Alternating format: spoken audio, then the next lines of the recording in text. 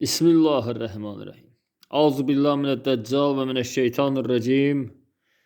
Ve lanetullah aleyhim ecmaîn ve elhamdü rabbil alemin ve la havle ve la kuvvete illa billahil aliyyil azim. Allahumme salli ala Muhammed ve ali Muhammed.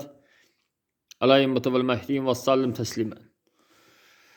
Allah Tebarek Teala'dan olan xəbərlərlə səmavi xəbərlərlə istər kitablara əsasən, istər yuxular vasitəsilə olan xəbərlərə əsasən.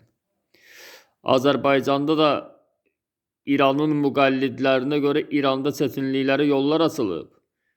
Həmçində digər İraq Nəcəf ofisində müştəhid kimi tanınan Sistaninin müqəllidlərinə görə, 12 qaim Mehdiləri inkar etmələrinə görə və mübarizələrinə görə sosial şəbəkələrdə həmin ölkələrdə çətinliklərə yollar açılıb. Halbuki İmam Əli əleyhissalamı şiəlikdən danışırlar, iddia edirlər ki, Qədirxum hadisəsini inkar edənlər nasiblər olublar. O zaman azan ilə iqamədə verilən əşhədu ənə Əliyyən və ləimmə min vildi hüccəcullah və əşhədu ənəl məhdi vəl məhdiyyinə min vildi hüccəcullah. İmam Əli əleyhissalam ilə İmam Zaman ağanada olan azan ilə iqaməni inkar etmələrinizdə sizlər elə nasibilərsiniz də.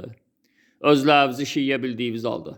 Fərqi nədir? Qədirxum hadisəsində o ayə endiriləndə əşhədu ənə əmirəl-müminun Əliyyən vəliyullah inkar edənləri siz nasibi bilirsinizsə, onda sizlər də şiə adı altında nasibi olmuşsunuz da. İstər İrana təqliddə olanlar, istər İraq Nəcəf ofisində təqliddə olanlar. Nasibi hökmündə olmağınıza dəlil vermişsə Allah Teala'ya. Ona görə də İranla İraq düşürülüb çətinliklərə, hansı hadisələrə yollar açılması ilə orada.